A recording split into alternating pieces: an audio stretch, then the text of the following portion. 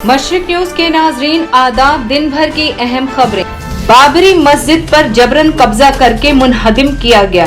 मुस्लिम फरीक के वकील की सुप्रीम कोर्ट में दलील। मॉब लिंचिंग पर वजीर आजम को खत लिखने वाले 50 लोगों के खिलाफ मुकदमा दर्ज। हिंदुस्तान में बढ़ती कीमतों से बांग्लादेश की वजीर आजम शेख हसीना ने भी बंद किया प्याज खाना। राहुल गांधी का हुकूमत पे हमला, वजीर आजम के खिलाफ बोलने पर जेल में डाल दिया जाता है। लखनऊ से चली मुल्क की पहली प्राइवेट ट्रेन, वजीर आला योगी ने हरी झंडी दिखा के तेजस ट्रेन रवाना किया। एयर चीफ भदौरिया ने तस्लीम किया कि बालाकोट एयर स्ट्राइक के दौरान हुई थी गलती, मार गिराए थे अपने ही मिग हेलीकॉप्टर। सुप्रीम कोर्ट के साबिक जज काटजू ने कहा, बीजेपी ने बंगाली हिंदुओं को बनाया फिरका परस्त। महाराष्ट्र में टिकट तकसीम से कांग्रेस लीडर संजय निरुपम नाराज, कांग्रेस छोड़ने की दी धमकी। चिदंबरम की जमानत अर्जी पर सुप्रीम कोर्ट का सीबीआई को नोटिस। एलओसी और सरहद के उस पार पाकिस्तानी दहशतगर्दों की भीड़ जमा हुई। खबरें तफसील से।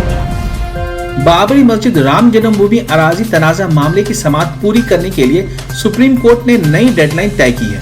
बहस का एक दिन कम किया है, अब सिर्फ 4 दिन और होगी बहस के 37वें दिन मुस्लिम फरीक के वकील राजीव धवन ने दलील पेश करते हुए कहा, बाबरी मस्जिद पर जबरन कब्जा किया गया था, लोगों को मजहब के नाम पर उकसाया गया, जेर समाअत इल्तवा मामले में दबाव बनाया गया।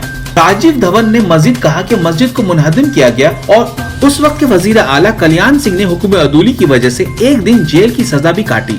राजीव धवन ने अदालत से अपील की है कि वो तमाम हकायक को पेश नजर रखे। मामले की समाअत कल हफ्ता के रोज नहीं होगी। आमतौर पर सुप्रीम कोर्ट में हफ्ते के रोज और इतवार को छुट्टी होती है। समाअत के दौरान चीफ जस्टिस रंजन गोगोई ने वाज़ेह किया कि दशहरे की वजह से अब मुकदमे की समाअत 14 अक्टूबर को होगी।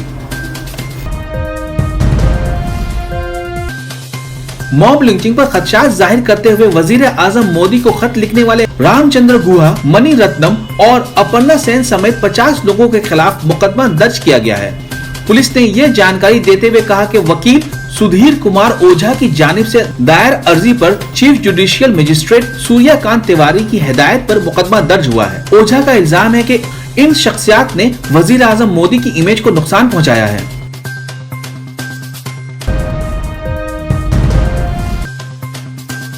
रिजर्व बैंक ऑफ इंडिया ने आज अपनी रिपोर्ट जारी की है, जिसमें इंकशाफ हुआ है कि सार्फिन का भरोसा मोदी हुकूमत में सबसे नीचे पहुंच गया है। सितंबर 2019 में सार्फिन का एतमाद 6 साल के सबसे निचले सतह पर पहुंच गया है। रिपोर्ट के मुताबिक मौजूदा हालात इंडेक्स सितंबर में 79.4 तक पहुंच गया है, जो गुज़श्ता 6 साल में सबसे खराब है। आरबीआई हर 3 माह में एक बार सार्फिन एतमाद सर्वे कराता है, जिसमें बड़े शहरों के 500 सार्फिन की माली हालात को लेकर राय मांगी जाती है। सर्वे में सार्फिन ने बेइत्मीनानी जाहिर की है। आज बस इतना ही। मशरिक न्यूज के नाज़रीन, शब बखैर।